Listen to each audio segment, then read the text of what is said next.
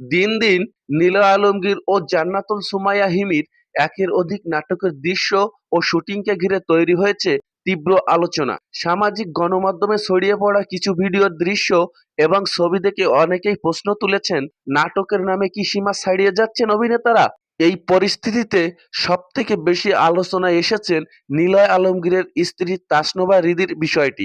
রিদি বলেন, হিমি বর্তমানে যেসব নাটকে অভিনয় করছেন সেসব কন্টেন্ট নিয়ে আপত্তি জানিয়ে শাস্তির দাবি জানিয়েছেন তিনি। বিভিন্ন মহল থেকে দাবি করা হচ্ছে এসব দৃশ্য পরিবার ও সমাজের উপর নেতিবাচক প্রভাব ফেলছে।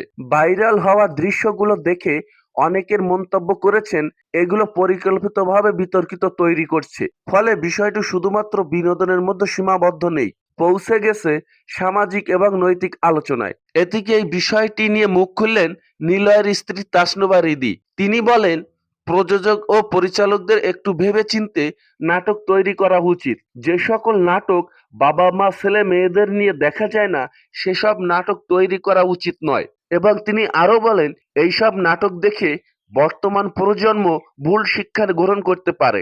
তো বন্ধুরা, ভিডিওটি ভালো লাগলে একটি লাইক, একটি কমেন্ট করে পাশেই থাকুন। আর আপনি যদি আমার এই চ্যানেলের নতুন দর্শক হয়ে থাকেন তাহলে অবশ্যই চ্যানেলটি সাবস্ক্রাইব করুন। ধন্যবাদ।